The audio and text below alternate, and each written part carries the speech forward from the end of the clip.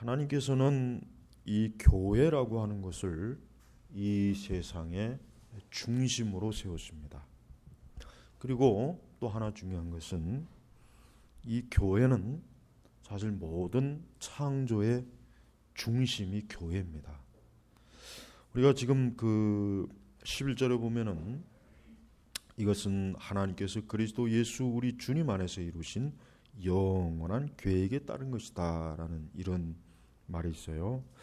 근데 사실은 저는 이 11절 이 바른 성경의 11절 지금 이 번역보다는 예전에 우리 개역 성경에 곧 영원부터 우리 주 예수 그리스도 안에서 예정하신 뜻대로 하신 것이라, 사실 이 번역이 사실 저는 더 좋습니다. 즉 하나님의 계획이라는 말보다는 예정이란 말이 훨씬 더 사실은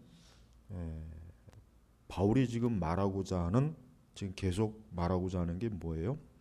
지금 9절부터 사실 뭐 지난 8절도 그렇지만은 9절에서는 만물의 창조하신 하면서 하나님 안에 영원 전부터 감춰져 있던 비밀의 경륜, 바로 이것을 설명하려면은 예정이라는 말이 훨씬 더 사실 좋아요. 물론 우리는 이제 칼빈주의나 이제 개국주의이기 때문에 더 그럴 수도 있겠지만은 어쨌든 신학적으로도 그렇고 성경적으로도 그렇고 하나님의 예정이라는 말이 훨씬 더 사실 이해가 좋습니다. 물론 바른 성경에서 계획한 대로 영원한 계획이라는 것도 뭐 틀린 건 아닌데, 문제는 자칫하면은 이 영원한 계획을, 물론 영원이라고 하는 그 말에 이미 예정이라는 말이 들어간 거예요. 물론 그러나 예정론이라든가 이런 걸 알지 못하는 사람들은 이 영원한이라고 하는 말 속에 예정이라는 말이 들어가 있다는 생각은 절대 할 수가 없어요. 그러니까 우리가 이 성경에서 영원이라고 말할 때는 거기에는 반드시 뭐가 들어간다고 알아야 되냐면 예정이라고, 즉 하나님의 예정이라고 하는 개념이 들어갔다는 것을 꼭 알아야 됩니다. 그냥 단순하게 영원이 아니에요. 그래서 사실은 이제 예전에 번역 그 예정하신 뜻대로, 이게 사실은 더 좋은 번역이에요. 아니면은 예정하신 계획, 이렇게 번역을 해도 좋았을 텐데 그냥 영원한 계획이라고 이렇게 번역이 되다 보니까 사실은 좀 약간 모호합니다. 자, 아까 제가 이제 서두에 얘기했지만은 우리는 이 세상의 역사의 중심 자체가 사실은 교회예요. 교회. 이것은 정말 우리 그리스도인들이 아주 너무나 명확하고 뚜렷하고 확실하게 알아야 돼요. 왜냐하면 우리는 자칫 찾아보면은 오늘날 이렇게 지금 이렇게 세상이 바뀌었잖아요. 예를 들면 과거의 서구, 그러니까 이런 유럽이나 미국이나 이런 나라들이 한참 기독교가 왕성했을 때는 그들은 당연히 교회가 세상의 모든 중심인 줄을 당연히 알고 있었고, 역사의 중심도 당연히 교회라고 알고 있었어요. 우리가 여러분 중세 시대를 보통 암흑 시대라 그러잖아요. 근데 한 가지 우리가 꼭 바르게 알아야 될 게 있어요. 중세 시대가 모든 게 다 나쁜 게 아니에요. 한 가지 아주 좋은 건 있습니다. 뭐냐면 적어도 중세 시대 사람들은, 그러니까 이제 적어도 이제 서구 사람들 중에 중세 시대는 적어도 교회가 어때요? 이 세상과 역사와 모든 사람의 중심이라는 거, 그거 한 가지만큼은 잘 알고 있었던 거예요. 물론 이제 로마 천주교가 이제 그런 부분에 있어서도 좀 오류적인 면이 있긴 했지만은 어쨌든 이 세상과 역사와 인간의 중심은 교회예요, 교회. 그래서 우리는 9절에 만물을 창조하신 하나님 안에 영원 전부터 감춰있던 비밀의 경륜, 이 비밀의 경륜의 제일 첫 번째가 뭡니까? 교회입니다. 교회. 그러니까 하나님께서 이제 바울은 이 비밀의 경륜, 즉 하나님의 거룩한 역사와 뜻, 이것을 지금 얘기하는데, 먼저 지난 시간에 8절에 뭘 얘기했습니까? 그리스도의 풍성함을 얘기한 거예요. 이제 그리스도의 풍성함을 얘기했죠, 지난 시간에. 그 다음에 9절 이후에 넘어가서는 뭡니까? 만물을 창조하신 하나님 안에 영원 전부터 감춰져 있던 비밀의 경륜이 어떠한지 모두에게 밝히려는 것이다 하면서 10절에 이는 이제 교회로 말미암아. 그러니까 하나님의 경륜의 가장 첫 번째로 뭐가 와야 됩니까? 교회가 와야 되는 거예요. 그러니까 하나님께서 영원 전부터 세상을 창조하시기 전에 하나님께서는 굉장히 중요한 한 가지 계획을 예정하셨어요. 계획을 세우셨어요. 그게 뭐냐면 앞으로 하나님께서 즉 당신께서 세상을 창조할 때 교회를 세우시겠다고 하는 그것을 하나님이 예정하신 거예요. 계획을 하신 거예요. 근데 그게 비밀이었어요. 사실은 구약의 우리가 역사를 보면 알겠지만 사실은 구약에도 물론 광야 교회가 있었고 구약에 본질적으로 교회가 없었던 건 아니에요. 그러나 우리가 뚜렷하게 교회의 실체가 나타나는 것은 예수님께서 십자가에서 죽으시고 승천하시고 난 다음에 오순절 성령 강림 그 이후에 비로소 뭡니까? 그 이후에 비로소 교회의 실체가 확 드러난 거예요. 바로 그 시기가 뭡니까? 그 시기가 하나님의 이 비밀한 경륜이 확 완전히 드러난 거예요. 그래서 바울도 그렇지만은 사도들도 그렇고 그 당시 유대교에 속해 있던 이제 그리스도인들, 즉 이전에는 유대교에 있었어요. 그러나 이제 예수님의 복음을 통해서 교회에 들어온 사람들이 아주 확연히 알게 된 게 뭐냐면 아하, 우리 조상 아브라함 때부터 모세, 다윗 그 위대한 선지자들을 통해서 하나님께서 세우시고자 하는 게 바로 교회였구나. 그러니까 그들은 그걸 제대로 깨달은 거죠. 그렇죠. 바로 그거였단 말이에요. 지금 바울이 얘기하는 건 그거예요. 바로 교회다. 이 교회야말로 하나님께서 영원 전부터 계획하시고 예정하셨던 하나님의 가장 비밀한 경륜의 핵심이다. 지금 오늘 이 세 절에 가장 제가 아주 간단하게 아주 그냥 딱 이해할 수 있게 제가 지금 요약한 거예요. 자, 그렇기 때문에 우리 그리스도인들은 교회가 이 세상의 중심이고 역사의 중심이고 그 다음에 모든 사람들은 사실은 뭐예요? 이 교회가 사실 인간에게 사람에게 가장 중요한 것이라는 것을 사실은 깨달아야 돼요. 이것을 알지 못하면은 아무것도 모르는 거예요. 뭐 세상에 대해서, 우주에 대해서, 무슨 뭐 철학에 대해서, 문화, 뭐 어떤 것들 얘기한다고 해도 교회가 하나님께서 창조하신 세상의 만물의 중심이고 인생의 본질과 인간의 모든 삶의 중심이 이 교회라고 하는 것을 알지 못하면은 그 사람은 아무것도 모르는 거예요. 여전히 어리석고 여전히 뭐 아무것도 몰라서 그저 어린아이 같이 그저 허망한 것을 쫓다가 어리석게 살아가는 그러한 보잘것없는 인생이나 마찬가지란 말이에요. 자, 그렇습니다. 자, 9절에 만물을 창조하신 하나님. 자, 하나님께서는 두 가지 영역에서 하나님의 창조의 능력을 보여주셨어요. 첫째는 창세기 1장에서 3장까지의 만물, 보이는 물질의 창조예요. 그래서 이 우주, 땅, 뭐 하여튼 이 보이는 모든 것들, 심지어 우리 사람도 흙에서 하나님께서 사람을 창조하셨죠. 거기에다가 하나님의 기운을 불어넣으신 거예요. 그러니까 이 보이는 영역의 창조. 그래서 창세기 1장부터 3장까지의 이 하나님의 창조의 역사, 그것을 우리는 첫 번째 하나님의 창조의 영역이에요. 그러나 두 번째 영역이 또 있습니다. 그건 뭡니까? 이제 아담이 타락 이후에 하나님께서는 또 하나 중요한 하나의 창조의 역사를 하나님께서 사실은 그것도 역시 하나님의 영원 전부터 계획 속에 있었던 거예요. 예정 속에 있었던 거예요. 뭡니까? 하나님의 구속의 창조예요. 구속의 창조예요. 하나님께서 타락한 인류를 그대로 두시지 아니하고 어떻게 합니까? 하나님께서는 그대로 두질 않았어요. 하나님께서 그대로 두셨다면 뭐 인류 전체는 소망이 없이 그냥 다 멸망하는 거예요. 누구나 할 것 없이 다 멸망하는 거예요. 근데 하나님께서 그 가운데 어떻게 합니까? 하나님께서 구속의 창조를 이루신 거예요.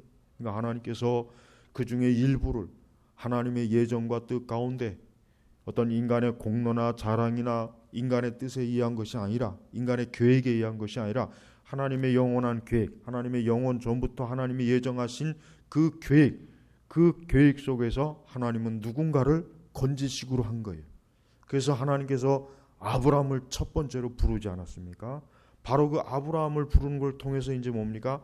하나님의 창조의, 하나님의 구원의 창조의 그 계획이 더 뚜렷하게 나타난 거예요. 물론 하나님께서는 아담과 하와가 범죄한 이후에 하나님께서 그 여인의 후손을 하나님께서 통해서 하나님께서 구원의 역사를 나타내시다는 것을 암시는 해주셨어요. 그러나 가장 뚜렷하게 하나님의 창조 구원의 역사를 언제 계시하셨냐면 아브라함에게 첫 번째 딱 계시하신 거예요. 그래서 아브라함을 통해서 어때요? 아브라함을 통해서 아브라함 역시 어때요? 아브라함 출신 자체가 뭡니까? 이방인이에요. 사실은 이방인이죠. 그도 역시 우상 숭배자예요. 그도 역시 뭡니까? 죽을 수밖에 없는 인생이었습니다. 그런데 하나님께서 어느 날 아브라함을 부르셔갖고 그에게 앞으로 일어날 하나님의 구속의 놀라운 그 언약을 그와 맺으십니다. 그와 맺으신 거예요. 일방적으로 맺으신 거예요. 아브라함하고 의논한 게 아닙니다. 아브라함하고 어떤 타협을 한 게 아니에요. 아브라함의 그저 일방적으로 내가 너와 언약을 맺겠다. 그래서 하나님께서는 아브라함과 언약을 맺었어요. 그리고 아브라함은 그 하나님과 맺으신 언약 이후에 언약을 맺은 이후부터 이제는 어떻게 했습니까? 이제는 이 땅이 아니라 하나님께서 그에게 언약하신 그 언약의 그 언약 속에는 어떠한 하나의 씨앗이죠. 처음에 언약을 맺을 때 하나의 씨앗이었어요. 아직 아브라함을 통해 아브라함에게는 완전한 열매 그걸 보이진 않았습니다. 그러나 아브라함을 통해서 그 씨앗을 보여주셨어요. 그 씨앗은 뭡니까? 앞으로 아브라함의 그 씨앗을 통해서 놀라 이 세상의 구원을 이루시겠다고 하는 하나님의 그 영원한 계획과 예정을 아브라함에게 잠깐 맛을 보여주신 거예요. 그래서 아브라함과 이삭과 야곱을 통해서 어때요? 하나님께서 무엇을 이루십니까? 하나님의 백성을 이루시잖아요. 그래서 그들을 잠깐 동안 애굽에 있게 하죠. 그래서 애굽에 있다가 그들이 세력이 왕성해졌을 때 다시 그들을 어떻게 해요? 하나님께서 아브라함에게 그 창조의 언약의 첫 번째 그 약속, 다시 본토, 하나님께서 약속하신 그 본토로 가나안으로 하나님 이끄시는 거예요. 그 가나안에서 하나님께서는 또 뭘 하십니까? 이젠 거기에서 하나님의 백성들을 어때요? 하나의 왕국을 이루잖아요. 왕국. 하나의 왕국을 이루어요. 그 왕국에서 가장 누가 뛰어난 사람이에요? 다윗. 하나님께서는 그 다윗을 통해서 또 역시 뭡니까? 역시 하나님의 창조의 구원의 약속을 또 명확하게 보여주는 거예요. 그래서 사실은 다윗이 뭡니까? 다윗은 앞으로 오실 메시아를 보여주는 가장 구약 성경에서 가장 어떻게 보면은 메시아를 보여주는 최고의 본을 보여주는 하나의 인물이에요. 예표가 됐단 말이에요. 자, 그런데 안타까운 것은 다윗 이후에 하나님의 왕국이 어떻게 됐습니까? 하나님의 왕국이 계속 잘 번창하고 번성한 것이 아니라 그만 어때요? 저들이 하나님과의 언약에 불성실했어요. 하나님과 맺은 언약에 불성실해가지고 결국은 나라가 둘로 갈라졌죠. 그 둘로 갈라진 나라가 어떻게 됐습니까? 양쪽 다 보잘것이 없었어요. 그냥 가면 갈수록 계속해서 쇠퇴했어요. 그러다 결국은 하나가 북이스라엘이 먼저 망하고 그 다음에 남유다가 차례대로 망했죠. 그 이유는 어떻게 됐습니까? 그 이후의 역사는 잠깐 신구약 중간사에 보면은 그저 잠깐 하스모니안 왕가에서 반짝 빛을 발했지만 결국은 그냥 흐지부지 됐어요. 그래서 결국 예수님이 오실 그때쯤에도 역시 어때요? 로마 민족의 지배를 받았죠. 이방인이 이스라엘을 다스렸죠. 그 시기에 예수님이 이 땅에 오신 거예요. 그 시기에 예수님이 오신 거란 말이에요. 그러니까 하나님께서 이 구원의 경륜, 구원의 그 거대한 영원전의 계획과 예정, 이 하나님의 구속의 창조가 사실은 어때요? 점진적으로 드러나죠. 그런데 언뜻 사람이 보기에는 하나님의 구원의 계획이 실패한 것처럼 보인 때가 언제냐면은 사실은 그때가 바로 뭐예요? 그때가 바로 하나님의 왕국이 멸망했을 때, 이방 국가에게 멸망했을 그때란 말이에요. 그러나 선지자들은 어떠한 소망을 줬습니까? 선지서에 보면은 선지자들이 어떠한 소망을 줬냐면 하나님의 그 구원의 계획은 절대 무너지지 않는다 이거예요. 근데 사실은 선지자들의 그 당시의 상황은 실제 상황은 어떠냐면은 하나님의 왕국이 계속해서 소멸되고 무너지는 상황이었어요, 사실은. 다시 다윗과 같은 위대한 왕이 나타나서 재건이 되거나 막 그런 상황이 아니라 오히려 점점 가면 갈수록 어때요? 점점 가면 갈수록 쇠퇴하고 사실은 눈에 보이는 그 현상은 어떠냐면 전혀 소망이 없었습니다. 그럼에도 불구하고 하나님께서는 선지자들에게 하나님의 이 왕국은 멸망하는 것이 아니다. 무너지는 것이 아니다. 그러니 겉으로 보이는 것에 너희들이 실망하거나 낙심하지 말아라. 너희들은 계속해서 하나님을 바라보고 하나님에게 소망을 두라. 이게 선지자들의 메시지란 말이에요.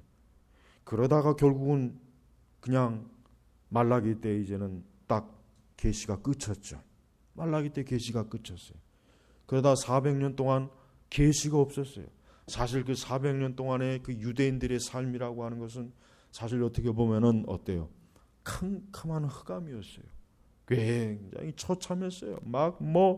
하여튼 동네 북이었어요. 그냥 새로운 민족이 나타나면 또 그 민족의 노예가 되고 또 새로운 민족이 나타나면 또 그 민족의 노예가 되고 잠깐 강성한 유대 왕국을 건설하는 듯 싶더니 이번에는 가장 강한 로마 민족이 또 나타나가지고 이건 완전히 그냥 어떻게 해볼 상황도 못 되는 상황 속에 그만 어때요?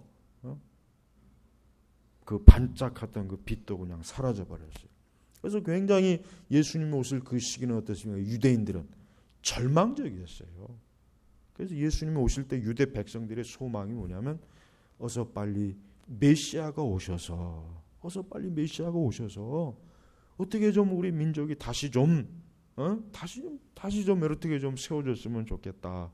다시 하나님의 왕국이 좀 강성해졌으면 좋겠다. 다시 좀 이 하나님의 왕국이 좀 제대로 세워졌으면 좋겠다. 그 당시 유대 백성들의 그 열망은 전부 그거였단 말이에요. 그러니까 여러분 예수님께서 예루살렘에 나중에 입성하실 때 왜 유대인들이 호산나 다윗의 자손이요 막 그냥 예수님에게 열광한 이유가 뭐냐면 예수님을 통해서 드디어 하나님의 왕국이 우리 유대 왕국이 다시 세워지는구나 하고 아주 엄청난 기대감, 막 승리감, 환호 이게 막 굉장히 가슴속에 막 그들이 넘쳐났던 거란 말이에요. 그런데 나사렛 예수 그리스도는 그들의 기대와 소망대로 하나님의 왕국을 세우는 것이 아니라 오히려 뭡니까? 수치와 부끄러운 가운데 십자가에서 죽으심을 당한 거예요. 채찍을 맞는 거예요. 유대인들이 얼마나 낙심했겠어요. 사실 유대인들은 예수님께서 좀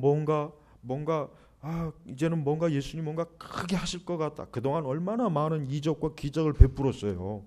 그걸 다 들었고 보았잖아요. 그러니까 이제는 예루살렘에서 본격적으로 예수님이 왕으로 등극해서 유대 왕국을 이제 세우려고 하시겠구나 하는 기대를 가졌는데 이건 전혀 그 기대에 맞지 않게 예수님이 행동하고 예수님이 말하니까 오히려 나중에는 예수님에 대한 증오심이 생겨요. 그러니까 죽여라.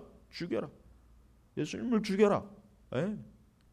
그냥 예수님에 대해서 막 증오와 저주를 퍼붓는 거 아니에요. 그게 결국 예수님이 십자가에서 죽으셨잖아요. 그런데 예수님이 십자가에 죽으심 후에 예수님은 부활하셨어요. 바로 그 부활이 굉장히 중요한 것입니다. 그 부활이 뭐예요? 하나님의 왕국은 결코 소멸되는 것이 아니라 하나님의 왕국은 하나님의 그 놀라운 계획 가운데서 세워진다는 것을 보여주는 거예요. 그래서 여러분 이 부활의 굉장히 중요한 영적 의미는 우리 개인의 부활에 중요한 것도 있지만은 하나님의 왕국이 본격적으로 세워진다. 즉 보이는 첫 번째 물질적인 창조와 두 번째 하나님의 구속의 창조 사건의 가장 핵심이 뭐냐면 부활이에요. 부활. 그래서 부활이 그래서 중요한 것입니다. 이 부활을 통해서 어때요? 사도들은 소망을 가진 거예요. 야, 하나님의 왕국이 진짜 세워지겠구나. 예수님께서 그 죽은 자 가운데, 죽은 지 3일 만에 예수님이 부활하신 그 예수님을 본 사도들은, 그 제자들은 하나님의 왕국이 다시 한번 세워지겠구나 하는 그 기대를 가졌어요. 그러나 그 하나님의 왕국은 어떤 식으로 세워졌습니까? 바로 교회를 태워서, 교회를 통해서 하나님의 왕국이 세워진 거예요. 바로 이게 구속의 창조예요. 그 이후에 이제 이 교회를 통해서 어때요?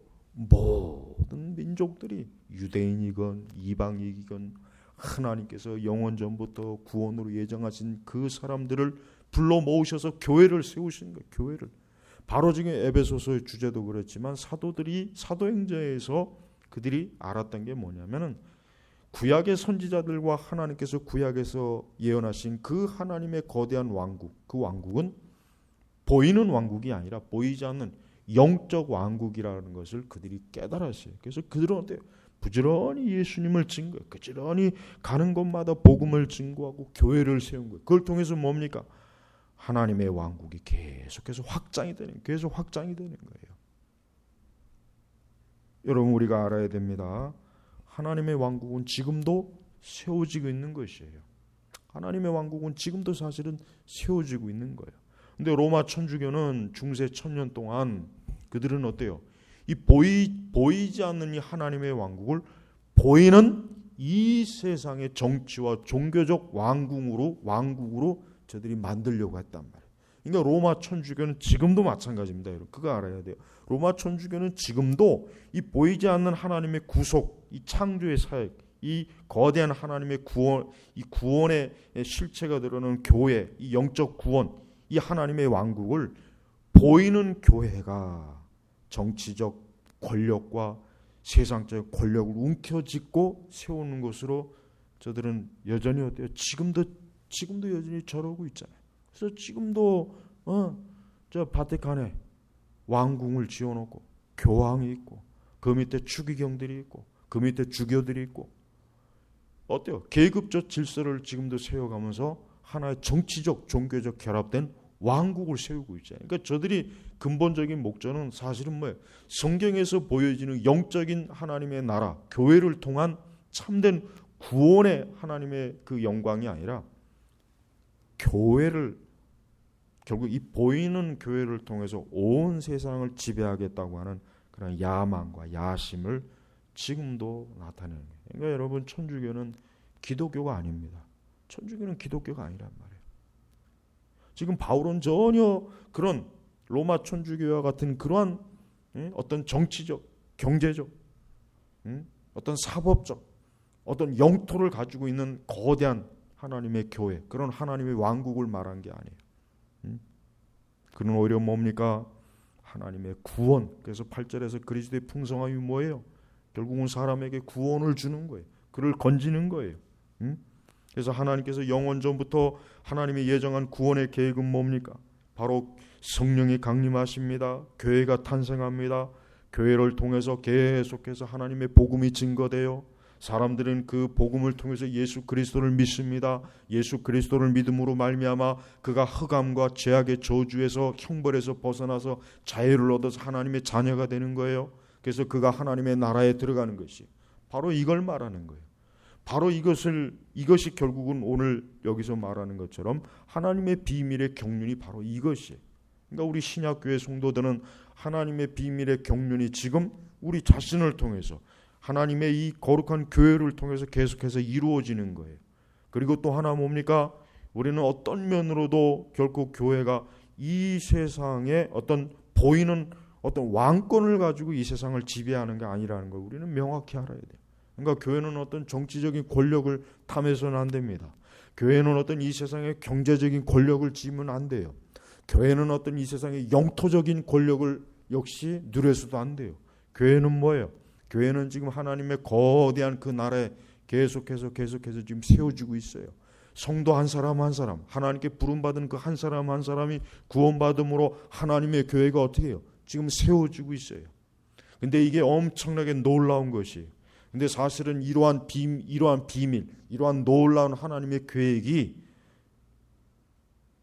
오늘 신약에 와서야 이게 명확하게 드러나는 거예요. 심지어 여기 놀라운 말씀이 있는데 뭐가 있냐면은 10절에 보면은 이는 이제 교회로 말미암아 하늘에 있는 통치자들과 권세들에게, 여기서 이 하늘에 있는 통치자들과 권세들은 거의 대부분의 올바른 건전한 주석가들은 전부 한 천사라 그렇게 얘기해요. 천사라. 칼빈도 마찬가지고 천사들. 심지어 여러분 이 하나님의 천사들도 아담과 하와가 타락한 이후에 하나님께서 어떻게 저들을 구원하실까? 하나님께서 어떻게 저들을 하나님의 그 구원의 은총으로 이끌어 주실까? 천사들조차도 몰랐어요. 그래서 굉장히 궁금했어요. 하나님께서 어떻게 이것을 이루실까? 어떻게 이루실까? 근데 그것을 뭡니까? 교회를 통해서, 심지어 하늘의 천사들도 교회를 통해서 이러한 하나님의 경륜, 이 구속의 경륜, 교회를 통한 하나님의 이 구속의 창조를 알게 된다는 거예요. 알게 된다는 거예요. 여러분 얼마나 놀라운, 여러분 하늘의 천사도 이 땅의 교회를 통해서 하나님의 이 복음과 구원의 계획과 구원의 영광과 하나님의 영적인 왕국에 세워지는 것을 알게 된다는 사실이 여러분 얼마나 놀라운 것입니까? 우리가 그걸 알고 있어요. 바로 교회를 통해서, 우리를 통해서 이 하늘의 천사들도 이것을 깨닫게 된다는 게 여러분 얼마나 신기하고 놀라워요. 여러분 천사는 사실 현재는 우리보다 훨씬 더 월등한 지혜를 가지고 있는 굉장한 존재예요. 네. 우리는 천사, 지금 현재 이 육의 상태를 가지고 천사 앞에 서면은 우리는 정말 보잘것없는 존재란 말이에요. 이 다음에 구속받은 이후에는 안 그렇겠지만, 근데 보잘것없는 우리를 통해서, 우리가 전하는 예수 그리스도 통해서 이 하늘의 천사들도 예수 그리스도의 구속, 이 교회를 세우심으로 하나님께서 이 구원의 왕국, 하나님의 왕국, 이 구속의 경륜이 이루어지는구나. 참 놀랍구나, 신기하구나. 하나님의 지혜는 바로 이것이구나. 천사들도 감탄하는 거예요. 여러분, 우리 신약의 성도들은 우리가 지금 믿고 알고 있는 이 거대한 이 복음, 이 하나님의 구속의 창조에 대해서 우리 자신이 깨달아야 돼요. 이게 얼마나 위대하고 이게 얼마나 대단한지 알아야 돼요. 여러분, 우리 성도들은 이 세상에 많은 사건들이 일어나죠. 세상에 전쟁이 일어났다, 어디에서 테러가 일어났다, 무슨 일이 일어났다, 뭐가 일어났다. 이 세상에 수많은 사건도 있고 수많은 일들이 소식이 있어요. 그렇지만은 그 모든 것보다 더 비교할 수 없는 하나님의 놀라운 소식은 뭐냐면 하나님께서 하나님의 그 능력과 영광으로 교회를 세우셨다고 하는 거예요. 그리고 이 교회를 통해서 앞으로 이 세상이 어때요? 지금까지도 그렇지만 앞으로도 마찬가지. 이 교회를 통해서 세상은 계속해서 어떻게 해요? 움직이는 거예요. 그러니까 교회가 없으면 이 세상은 어때요? 존재할 가치가 없는 겁니다. 교회가 없으면 이 세상은 사실 별거 아니에요. 보잘것 하나님 앞에서는 이 교회가 없다면 이 세상은 사실 아무 의미가 없습니다. 이 세상에 의미 있는 건 뭐냐면 교회 때문이에요. 교회 때문이란 말이에요. 근데 이러한 사실을 세상은 모르지 않습니까? 이러한 사실을 세상은 몰라요. 이러한 사실을 이 세상은 꿈에도 생각 안 해요. 오히려 역사를 보면은 이 하나님의 놀라운 이 교회를 사람들이 핍박하고 사람들이 정죄하고 돌을 던지고 교회를 얼마나 여러분 파괴하고 얼마나 이 교회를 해악을 많이 줬습니까? 지금도 마찬가지고. 그리고 오히려 이 사단, 이 마귀의 백성들, 오히려 마귀의 왕국이 번성하잖아요. 번성하고 있잖아요. 여러분 온 세상을 한번 보십시오. 마귀의 세력들이 곳곳에서 번성하고 있잖아요. 사단의 백성들이, 사단에게 속한 이 세력들이 오히려 굉장히 강성하고 있잖아요. 겉으로 보기에는. 그러나 우리는 그런 걸 염려할 필요가 없어요. 이 세상의 마귀의 왕국과 마귀의 세력들이 아무리 커진다고 해도 이 세상은 무엇에 의해서 세워진 것입니까? 교회를 중심으로 세워지는 거예요. 그다음에 모든 인생들은 하나님의 교회를 통해서 새 생명을 얻는 것이. 그래서 사람이 신앙을 가지고 예수 그리스도를 믿고 하나님의 교회를 다니지 않는다면 그 사람은 인생의 가장 근본적인 목적이 어떤 거예요? 근본적인 목적을 이루지 못한 거예요. 사람이 태어난 그 목적, 사람이 살아갈 목적, 인생을 살아가는 그 목적이 뭐냐? 바로 예수 그리스도를 믿고 교회를 다니는 겁니다. 여러분, 이것이 가장 영광스러운 거예요. 이게 바로 지금 성경에서 말하는 거예요. 그래서 바울은 지금 이런 놀라운 소식, 이러한 놀라운 소식, 그래서 11절에 보니까 이것은 하나님께서 그리스도 예수 우리 주님 안에서 이루신 영원한 계획에 따른 것이다. 아까 11절에 제가 다른 번역으로 곧 영원부터 우리 주 예수 그리스도 안에서 예정하신 뜻대로 하신 것이다. 예수님을 통해서 하신 것이다 이거예요. 그래서 여러분, 우리가 알아야 될 것은 세상의 중심에는 교회가 있고 교회 중심에 누가 계십니까?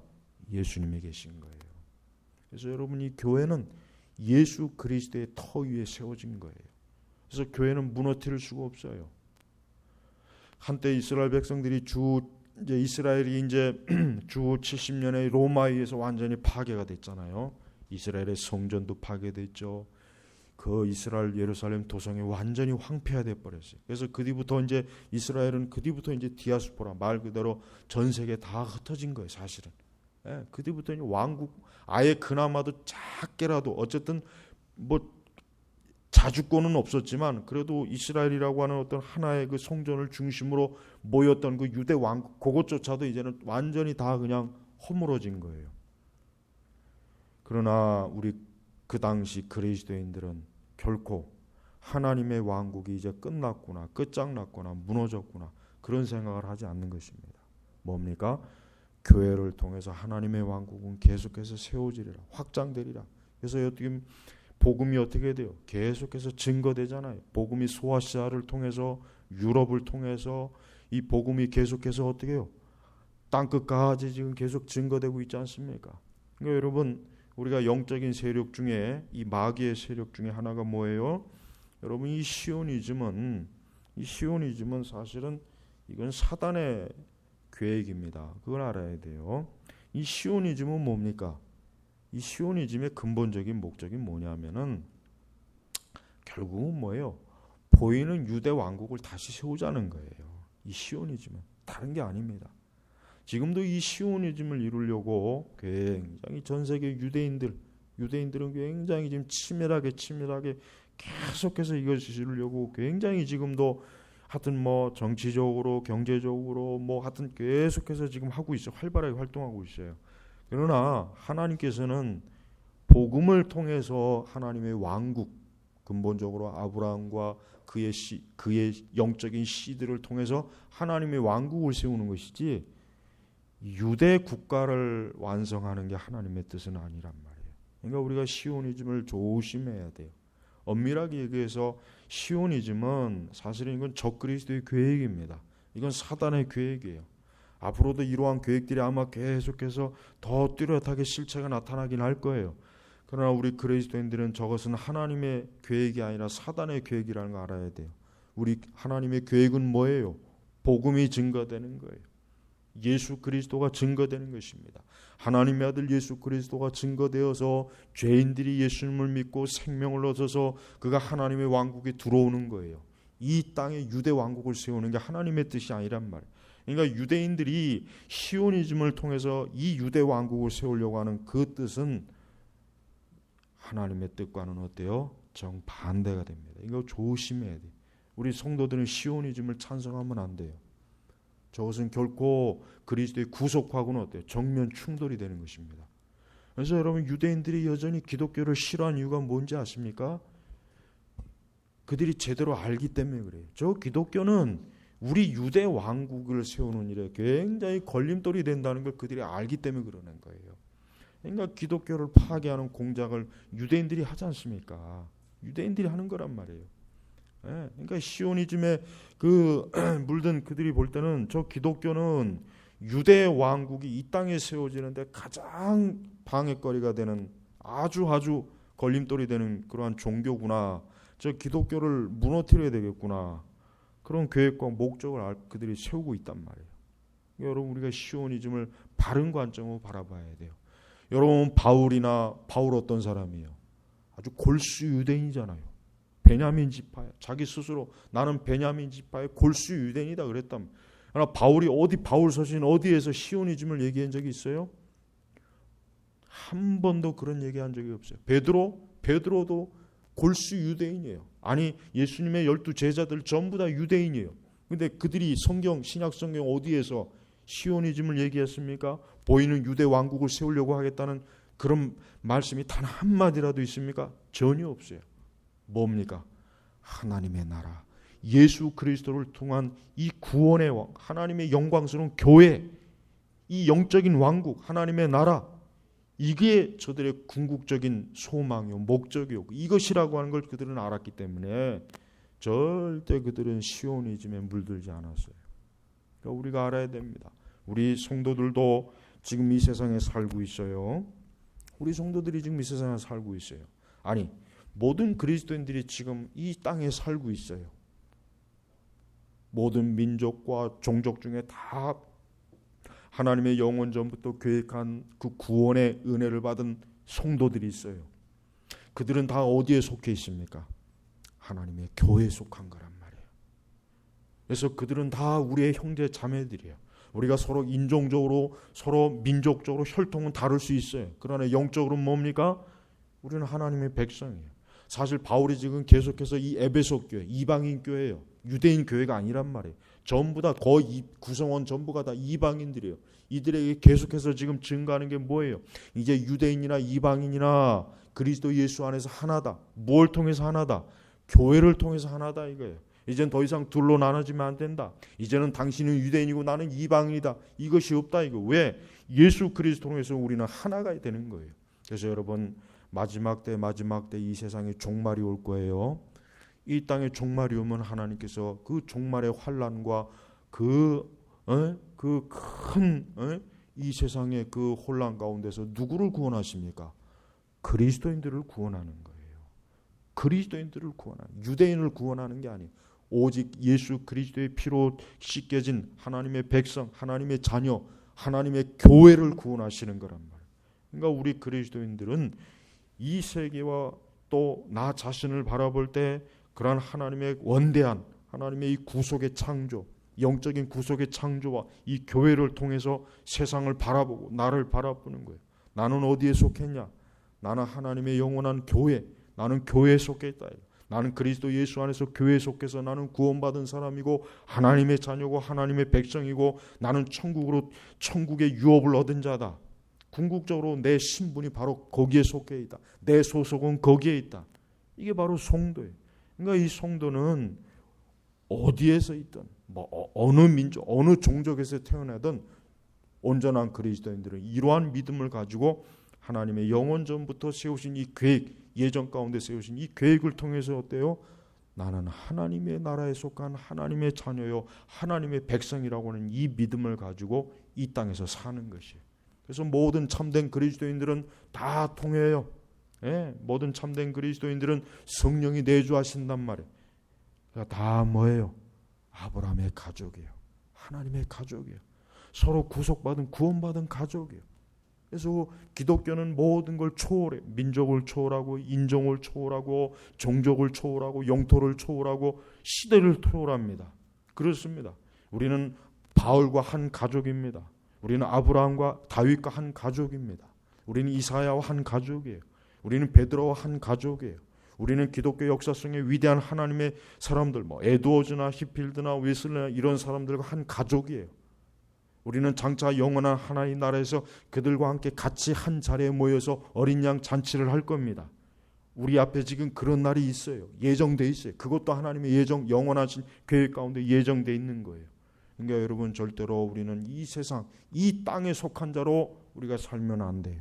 우리의 모든 삶과 모든 우리의 인생의 목표과 계획은 바로 영원한 하나님 나라에다 두고 우리는 살아가는 거예요. 그게 그리스도인이에요. 이러한 놀라운 하나님의 비밀, 이러한 계획, 이러한 예정을 모르는 사람들은 오직 이 땅에 속해서 자신의 육신과 자신의 육적인 계획을 위해서 살잖아요. 이제 당장 돈을 많이 벌고 자신의 업적을 세우고 자기의 어떤 육적인 성공과 이런 것들을 하려고 오직 거기에만 매이잖아요. 그러나 우리 그리스도인들은 그거를 초월하는 거예요. 우리 그리스도인들은 그런 아주 어떤 육적인 가장 그런 저 차원이 아니에요. 우리는 굉장히 높은 차원에 사는 거예요. 그러니까 성도는 가장 존귀한 사람입니다. 이 땅의 왕족도 그리스도를 믿지 아니하면은 그는 그리스도를 믿는 사람과 비교할 때 그는 하나님 보실 때 그는 어때? 하찮은 사람이요. 비록 왕족이 아니고 하찮은 농부일지라도 가난한 사람일지라도 그 사람이 하나님 나라에 어때요? 하나님의 자녀이기 때문에 그 사람이야말로 하나님 나라의 로열 패밀리란 말이에요. 왕족이란 말이에요. 얼마나 위대합니까? 그러니까 우리가 알아야 돼요. 우리 그리스도인들 한 사람 한 사람이 얼마나 하나님의 이 영원전의 계획 속에 우리가 있는 거예요. 내 자신이 바로 여기 영원한 계획에 있는 거예요. 나라는 사람이, 나라는 사람. 네. 세상이 나를 모르고 아무도 나를 모른다 할지라도 만왕의 왕 되신 주 예수님께서 나를 아세요. 왜 하십니까? 하나님의 영원한 계획 가운데 나를 아신 거예요. 나를 세우신 거예요. 나를 예정하신 거예요. 그게 얼마나 축복이에요. 그러니까 우리 성도들은 이 하나님께서 나를 아시고 나를 그 영원한 계획 속에서 나를 예정하시고 나를 건지시고 나를 세우시고 하나님의 이 가족에 나를 포함시켰다는 사실을 안다면 우리는 이 세상을 살아갈 때 조금도 외롭다, 우리 홀로 있다, 나는 하나님의 복을 받지 못한 사람이다, 그런 아주 저차원의 생각은 절대 꿈에도 할 수가 없는 것입니다. 여러분 이것을 알아야 돼요. 지금 바울은 굉장히 놀라운 걸 얘기한 거예요. 하나님의 비밀의 경륜을 말한 거예요. 이것은 구약의 그 위대한 선지자들도 다 알지 못했어요. 아브라함도 사실은 희미하게 알았던 건데 우리가 지금 알고 있어요. 그리고 심지어는 아까 얘기했지만 하늘의 천사들조차도 제대로 알지 못했는데 교회를 세워지고 난 다음에 하늘의 천사들도 이것을 알게 된 거예요. 그러니까 하늘의 천사들도 굉장히 하나님의 구속의 계획에 놀라운 것입니다. 아마도 천사들 중에는 그들도 하나님의 우리가 받은 이 영광스러운 구원받은 하나님의 자녀의 신분을 부러워할 겁니다. 부러워할 거예요. 나도 저 하나님의 가족에 속했으면 얼마나 좋겠을까. 나도 저 하나님의 구속받은 그리스도를 통해서 구원받은 하나님의 저 거룩한 무리에 나도 들어가면 얼마나 좋을까. 천사들도 부러워할 겁니다. 그러나 천사들은 그러한 무리는 들어오지 못해요. 천사는 하나님을 아버지라고 부르지 못합니다. 천사는 우리가 부리는 영이에요. 그러니까 천사는 감히 꿈도 꿀 수가 없어요. 그런 천사가 꿈도 꿀 수 없는 것을 우리는 지금 누리고 있단 말이에요. 그리고 우리가 장차 천국에 들어가면은 엄청난 그 영광과 영화를 누릴 겁니다. 한번 그걸 생각해 보십시오. 그걸 생각해 봐요. 성경엔 그것이 얼마나 놀라운지 그건 사람이 감히 생각할 수도 없고 상상할 수도 없고 그건 아무리 상상해도 그 영광은 어때요? 그건 도저히 생각할 수 없는, 그러니까 도대체 얼마나 놀랍고 대단하고 영광스러운 것이기에 우리 성도들은 이 세상의 그 어떤 것으로 인해서 부러워하거나 아쉬워하거나 인생의 한을 품거나 무슨 절절하게 세상에 매일 그게 아니에요. 왜? 우리 앞에 영광스럽고 놀라운 하나님의 역사, 그 영광이 우리를 기다리고 있어요. 이게 얼마나 놀라운 것입니까? 이걸 생각한다면 참된 성도는 매일매일 그 하나님께서 우리에게 앞으로 보여주실 우리가 들어갈 그 장차 하늘의 영광으로 인해서 날마다 기뻐하고 감사하고 영적으로 살아있는 그 산 사람으로서 우리는 이제 죄악이 많고 광야 같은 이 세상에서도 담대하게 믿음을 가지고 그리스도인으로 살아갈 수가 있단 말이에요. 여러분 보이는 현실은 진짜 보잘것없는 거예요. 보이는 현실 앞에 겁먹으면 안 돼요. 보이는 이것들 앞에 절대 주눅이 들면 안 돼요. 무서워하면 안 돼요. 저것들은 다 보잘것없는 거예요. 하나님의 교회에 비하면 아무것도 아닙니다. 정말 아무것도 아니에요. 아무것도 아니란 말이에요. 근데 우리는 그 아무것도 아닌 것 앞에 오늘 우리 시대는 포로가 되어 있어요. 그게 노예가 되어버렸어요. 아니 오히려 저 세상이 좋다고 세상으로 달려가는 지금 상황이 되고 있어요. 이게 너무나 이거는 바울 사도 같은 사람이 볼 때는 이건 도저히 있을 수도 없는 일인데 지금 오늘날 교회는 그렇게 돼가고 있습니다. 오늘 우리 제나바 교육교회 성도 여러분, 오늘 말씀을 좀 진지하게 봐야 돼요. 이것은 하나님께서 그리스도 예수 우리 주님 안에서 이루신 영원한 계획에 따른 것이다. 영원한 계획, 영원한 예정, 그 영원한 영광 가운데서 세우신 계획이 지금 거의 다 이루어지고 있습니다. 우리는 그 하나님의 계획이 다 이루어지는 것을 우리가 믿음을 가지고 기다리며 인내하면서 지금 우리가 우리 시대에 지금 살아가고 있는 거예요. 아무쪼록 여러분에게 주어질 하나님의 영광스러운, 여러분의 그 하나님의 영광스러운 교회 입성, 하늘의 교회 입성을 여러분이 마음껏 기대하고 그 소망 가운데 살아간다면 어떠한 낙심, 또 세상의 어떠한 죄악의 즐거움, 육신의 어떠한 그 탐욕, 어떤 이 세상의 큰 육에 그냥 막 목매는 그런 보잘것없는 거예요. 절대로 여러분 넘어가지 않을 거예요. 속지 않을 거예요. 무릎 꿇지 않을 거예요. 그러니까 날마다 승리하는 그리스도인으로서 살아가도록 더욱 이 영원한 하나님의 계획을 묵상하시길 주의 이름으로 축복합니다. 기도하겠습니다. 하나님 아버지 감사합니다.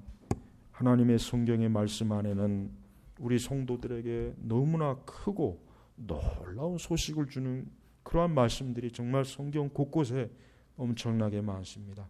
우리가 이러한 소식과 말씀에 귀를 기울이고 이것을 보고 기뻐하고 감사하고 환희와 소망을 가져야 되는데 우리가 혹 그렇지 못하고 그냥 이 세상에 그 보잘것없는 것, 그냥 이 세상의 것들에 혹시라도 우리 마음이 빼앗겨서 염려하고 근심하고 두려워하고 아니면 세상을 사랑하는 마음이 있다면 참으로 부끄러운 줄 알고 회개하고 이 시간도 다시 한번 하나님의 영원한 구속의 영광을 볼 수 있는 은혜를 저에게 주시옵소서.